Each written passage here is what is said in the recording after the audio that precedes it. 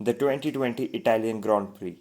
If you gave me a choice between 2019 Germany, 2019 Brazil, and 2020 Italy for the best race, I would choose Italy. The amount of talent that was shown in the race was just unlike anything I've ever seen before. And with big races come big implications. Let's start with Mr. Grand Prix winner himself, Pierre Gasly. Being dropped from a top team and falling backwards is just the worst thing that can happen to you in F1. But Gasly has thrived in spite of that and has used the AlphaTauri team, an environment that he was familiar with, to its full potential.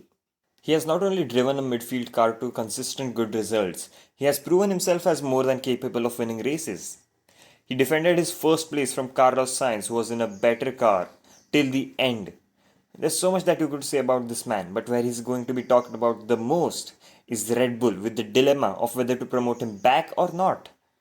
But before we delve into that in detail, let's talk about Carlos Sainz, the man that Gasly beat to take the win. He was strong all weekend, just as other Renault powered cars were, but I don't think we were expecting him to fight for the win. I was expecting a third place finish. With the Red Bulls lacking at the circuit, P3 felt well within reach, with the only threat appearing to be the racing points. When Lewis got that drive-through penalty, it became clear that we were going to see a new winner in F1.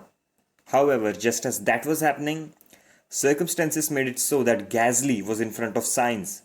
So in order to get the win, he needed to overtake Stroll, Kimi, Giovinazzi, and then fight Gasly. With how strong Racing Point has been this year, there was a chance that they could have won the race, but somehow that failed to materialize.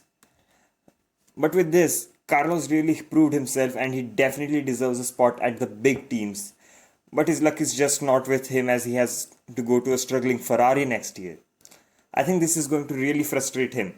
He might be already frustrated with losing first place by zero point 0.4 seconds.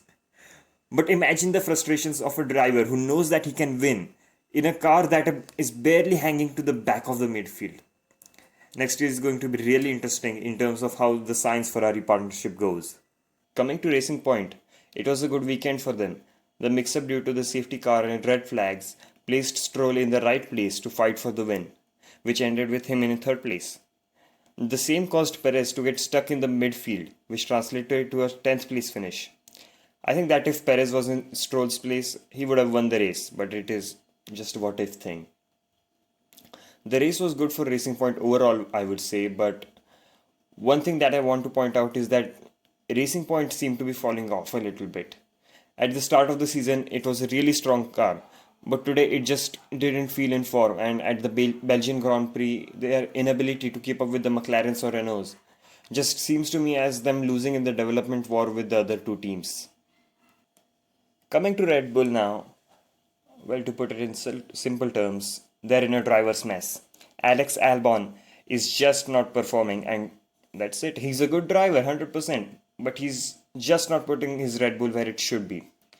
Over the year, we have seen doubts about his performance at Red Bull, similar to what Gasly was facing. But with Gasly's performance in 2020, that just invalidates all our doubts about him. So, what should Red Bull do? Drop the driver who they promoted to the main team in his rookie season without giving him the time to learn, and have been running around justifying his performances with the driver that they have also dropped, who could not perform in the same car but now has a Grand Prix winner tag? My answer: look at the car. Red Bull is Team Max Verstappen, we know. But when two good drivers have issues with the car, you just need to look at how to fix it. As for the question of what to do with the drivers, I don't know either. But it's the number one issue that is holding them back. Looking at Mercedes, they were strong and it was some mistakes from their side that held them back today. But there is one serious issue that I have: Valtteri. This race just adds to his tally of bad starts, and there is one big problem that I want to talk about. He's not overtaking at all. After the restart, he was behind Stroll, Gasly, Raikkonen, Giovinazzi, Sainz, and Norris. Being in a Mercedes, you would expect some action from him. But he was stuck behind Norris till the end, while Lewis joined the race 17th, put in fastest lap after fastest lap, and made 10 overtakes. If he had actually done a good job, we could have seen him replace Stroll on the podium. It was totally possible. The people who have been disappointing us all year, Ferrari, are back at it again with a double DNF. That's not the problem, really. The problem is that their humongous budget does not justify the extremely slow engine that they have.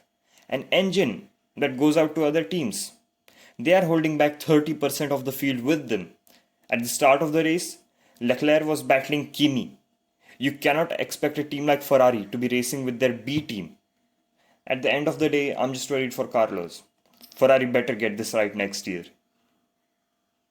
But what should scare them more is the upcoming races at their home circuits, Mugello and Imola. I just cannot imagine how embarrassing it would be for them to be a backmarker at these tracks. Engine improvement could be a slow process for them, so the rest of the season seems really gloomy for them with the number of power-hungry circuits we have in the calendar this year.